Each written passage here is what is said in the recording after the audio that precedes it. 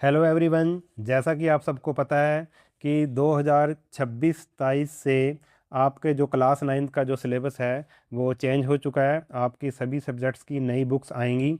इस वीडियो में हम मैथ और साइंस की जो नई बुक्स आई हैं उसके बारे में थोड़ी चर्चा करेंगे। इसमें एक नया आपको ऑप्शन दिया गया है। आप जो मैथ है और जो साइंस है, आप स्टैंडर्ड मैथ और स्टैंडर्ड साइंस होगी इसमें, और इसी तरह से एडवांस्ड मैथ और एडवांस साइंस होगी। जो पहली होगी मैथमेटिक एंड साइंस, वो होगी स्टैंडर्ड मैथमेटिक और स्टैंडर्ड साइंस।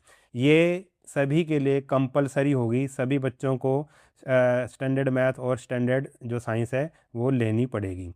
दूसरा जो है mathematics advanced and science advanced, ये ऑप्शनल होगी। This will be optional. ये ऑप्शनल होगी। अगर कोई स्टूडेंट इसको लेना चाहे तो ले सकता है, अगर नहीं लेना चाहे तो नहीं ले सकता। ठीक है। तो अब आगे इसकी क्या स्कीम है, आपको क्या चुनना चाहिए, मैथमेटिक्स स्टैंडर्ड चुनना चाहिए या मैथमेटिक्स एडवांस चुनना चाहिए। मैथमेटिक्स स्टैंडर्ड तो सबको ही सबके लिए कंपलसरी है। ठीक है, इसमें कोई ऑप्शन नहीं है, ये तो सबको ही लेना पड़ेगा। एडवांस्ड आपको लेना चाहिए या नहीं, इसके बारे में भी हम चर्चा करेंगे। तो अब देखो किस तरह से असेसमेंट होगी इसकी। जैसे मैथमेटिक है, कंपलसरी टू कंपलसरी होगा ये सभी स्टूडेंट के लिए, to be studied by all student. जो मैथमेटिक्स स्टैंडर्ड है ये सभी स्टूडेंट पढ़ेंगे। ठीक है। सिलेबस इसमें क्या होगा, कॉमन स्टैंडर्ड कंटेंट। ठीक है, सबके लिए जितने भी बच्चे इसको पढ़ेंगे सबके लिए एक जैसा ही सिलेबस होगा। ये है स्टैंडर्ड मैथमेटिक्स। और जो आपके असेसमेंट होगी वो 80 मार्क्स की होगी, और जो 20 मार्क होंगे वो स्कूल की तरफ से होंगे। ठीक है, स्कूल बेस्ड होंगे। ठीक है। और इसी तरह से जो साइंस है, अगर स्टैंडर्ड साइंस की बात करें ये सभी के लिए कंपलसरी होगी। ठीक है, और इसमें कॉमन सिलेबस होगा सभी का। ठीक। और अगर एग्ज़ाम की बात करें, पेपर की बात करें, अगर मैथमेटिक्स एडवांस किसी ने लिया है तो वो ऑप्शनल होगा। आप चाहें तो ले सकते हैं, नहीं चाहें तो आपकी मर्जी है इसमें। ठीक है। और इसमें आपका सिलेबस क्या होगा, देखो ये स्टैंडर्ड वाला था जो, इसमें तो सभी बच्चे एक जैसा पढ़ेंगे। जो अगर किसी बच्चे ने एडवांस मैथ लिया है तो उसको एडिशनल कंटेंट यानी कि उसका कुछ एक्स्ट्रा सिलेबस होगा, उसको पढ़ना पड़ेगा। और उस एक्स्ट्रा सिलेबस में से देखो पीछे तो जो स्टैंडर्ड था उसमें तो 80 मार्क्स का उसको एग्ज़ाम देना पड़ेगा, और इसमें क्या आएगा 25 मार्क्स का आएगा। अगर कोई ऑप्शनल यानी कि एडवांस्ड मैथ लेता है तो 25 मार्क का उसका जो उसका पेपर आएगा उसको करना पड़ेगा, और उसमें सारे जो क्वेश्चन होंगे वो हॉट्स होंगे। ठीक है, हायर ऑर्डर थिंकिंग वाले क्वेश्चन होंगे इसमें। ऐसे ही साइंस एडवांस्ड ये ऑप्शनल होगा, बच्चे की मर्जी है चाहे ले चाहे ना ले। ठीक है, अगर कोई बच्चा लेता है तो उसको एक्स्ट्रा कुछ सिलेबस, एडिशनल जो सिलेबस है वो पढ़ना पड़ेगा। और ये भी जो एग्ज़ाम होगा उसका, ठीक है, एडवांस साइंस का जो एग्ज़ाम होगा उसमें भी कितने मार्क्स का आएगा, 25 मार्क्स का उसका आएगा वो पेपर। ठीक है। और आगे देखते हैं कि क्या इसकी टर्म और कंडीशन है। ऑल स्टूडेंट, देखो इसमें दे रखा है all student will appear in A common final examination.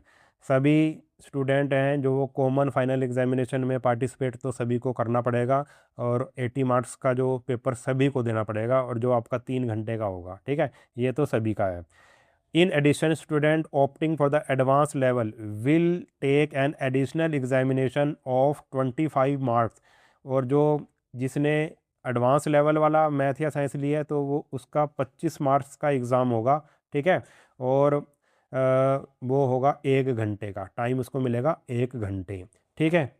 और जो भी उसका सिलेबस होगा वो 25 मार्क्स के जो क्वेश्चंस आएंगे वो एक्स्ट्रा सिलेबस में से आएंगे जो उसको एडवांस का सिलेबस दिया जाएगा।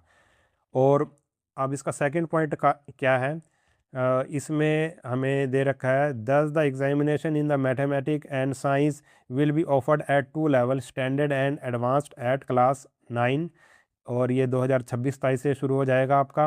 And mathematic advanced and science advanced at, ठीक है, ये क्लास टेंथ के लिए अगले साल से शुरू होगा, 2027-28 से शुरू होगा। ठीक है, इस साल उनके लिए नहीं होगा ये। स्टूडेंट कैन चूज़, आप देखो कैसे चूज़ करना है, बड़ा ही इंपॉर्टेंट है ये पॉइंट, ये वाला पॉइंट बहुत ही इंपॉर्टेंट है, ध्यान से सुनना मैं क्या बताने जा रहा हूँ। तो student can choose none, one, both subject. ठीक है, अब इसका क्या मतलब है मैं आपको एक्सप्लेन करता हूँ। नन का क्या मतलब है, वन का क्या मतलब है, और बोथ का क्या मतलब है। ठीक है, इनमें से कोई भी ऑप्शन, इन तीनों ऑप्शन में से कोई ऑप्शन चुन सकता है, फर्स्ट ऑप्शन, सेकंड और थर्ड। अगर वो कहता है कि भाई मैं तो नन वाला चुनता हूँ, ठीक है, बच्चे ने नन वाला चुन लिया, इसका मतलब क्या होगा, नन का मतलब क्या है कि बच्चा मैथ और साइंस दोनों का ही जो एग्ज़ाम है वो सिर्फ क्या देगा, स्टैंडर्ड वाला ही देगा।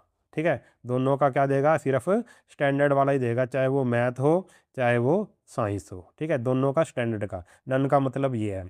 उसके बाद अगर आ गया, उसने कहा भाई वन, वन चूज़ करता है, यानी कि क्या वो मैथ एडवांस चुनना चाहता है या साइंस एडवांस चुनना चाहता है, वो उसकी मर्जी है। मान लो उसने मैथ वाला एडवांस चुन लिया, ठीक है, और साइंस वाला जो एडवांस है उसने नहीं चुना, इन दोनों में से एक चुनना है। मान लो उसने मैथ वाला चुन लिया, वो कहा सिर्फ मैं मैथ वाला एडवांस लूँगा, साइंस वाला एडवांस नहीं लेना चाहता, तो वो ऐसा कर सकता है। या फिर वो ऐसा कर सकता है कि वो कहेगा कि भाई मैं तो सिर्फ साइंस वाला एडवांस लूँगा, मैथ वाला नहीं लूँगा, वो उसकी मर्जी है। तो ठीक है, तो ये उसका मतलब है, ये है वन का मतलब। और थर्ड ऑप्शन क्या है, थर्ड ऑप्शन है उसके पास बोथ। बोथ में क्या कहेगा वो कि भाई मैं मैथ वाला भी ले लूँगा एडवांस, और साइंस वाला, दोनों ही मैं क्या ले लूँगा, एडवांस लूँगा।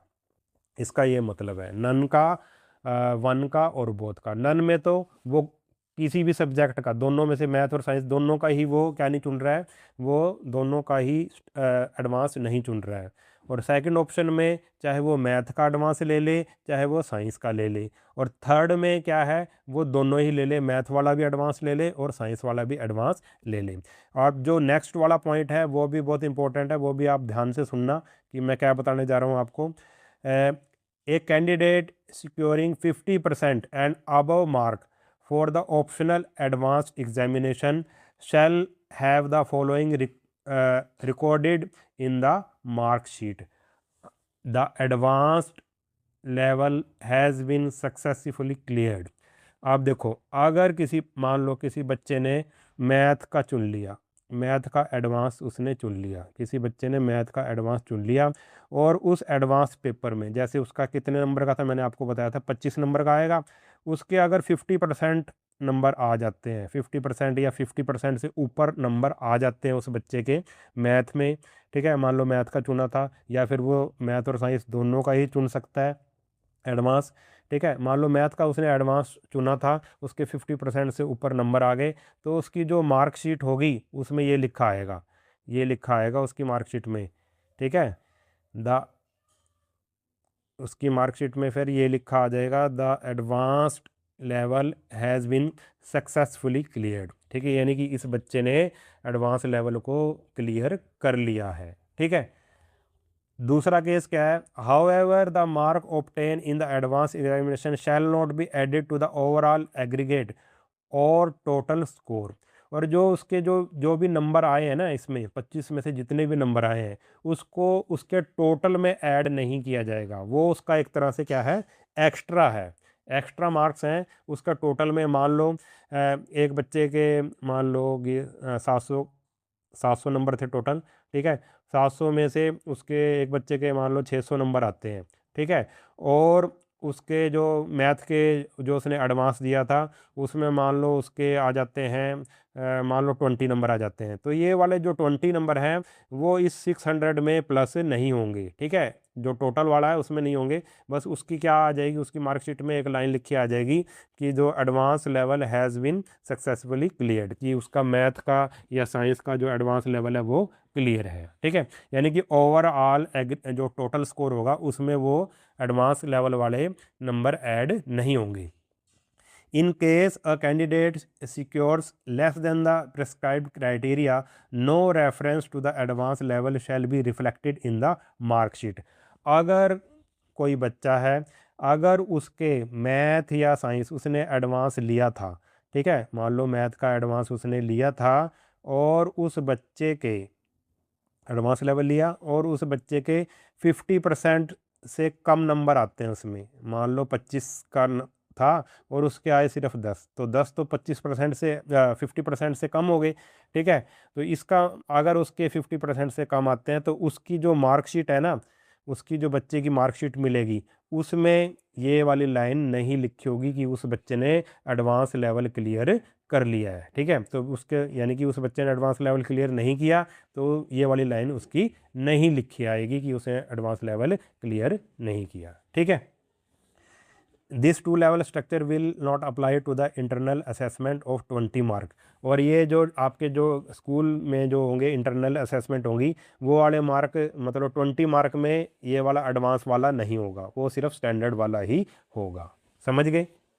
तो क्लास 9th के लिए मैंने आपको बता दिया कि आपने एडवांस लेवल चुनना है या नहीं चुनना है। ठीक है, तो इसका जवाब क्या होगा, चुनना है नहीं चुनना, तो आप चुन सकते हैं क्योंकि सिलेबस बिल्कुल सेम है, बस आपको थोड़ा सा एक्स्ट्रा पढ़ना पड़ेगा। अगर आप आगे +1 +2 में मैथ या साइंस लोगे तो आपको उसमें उसका बेनिफिट मिलेगा। मान लो आपने ले लेते हैं, मान लो आपने एडवांस लेवल ले लिया, ठीक है, और आपका क्लियर नहीं हुआ तो उससे आप पे कोई फ़र्क नहीं पड़ेगा। इसलिए मैं तो आपको यही सलाह दूंगा, जो बच्चे पढ़ने में अच्छे हैं या जिनका मैथ और साइंस में थोड़ा इंटरेस्ट है तो वो ज़रूर ले लें इस एडवांस लेवल को, क्योंकि आगे अगर आप साइंस लोगे या मैथ में कुछ करना चाहोगे तो आपको उससे फ़ायदा होगा।